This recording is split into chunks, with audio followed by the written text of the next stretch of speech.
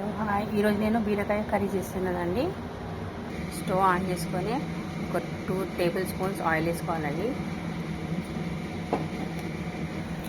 దీంట్లో ఉల్లిపాయలు వేసుకోవాలి. దీంట్లోనే కాస్త చిన్న మెంతి కూర వేసుకోవాలి. దీంట్లోనే అల్లం వెల్లిగడ్డ పేస్ట్, పసుపు, ఇది కాస్త వేగేటప్పుడే పచ్చిమిర్చి పేస్ట్ వేయాలి ఒక స్పూను. బీరకాయలు వేసుకోవాలి. దీంట్లోనే 1 అవర్ నానబెట్టుకున్న పెసరపప్పు వేయాలండి. దీంట్లోనే తగినంత ఉప్పు వేసుకోవాలండి.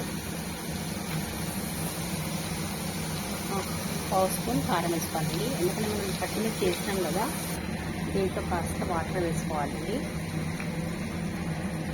కర్రీ అయిపోయిందండి. పెసరపప్పు బీరకాయ కర్రీ రెడీ అయిపోయిందండి. పైనుంచి కొద్దిగా కొత్తిమీర చల్లుతాం. రెడీ అయిపోయింది. ఈరోజు మా లంచ్ తీయపప్పు, పెసరపప్పు, బీరకాయ కర్రీ. లైక్ చేయండి, షేర్ చేయండి. Bye bye.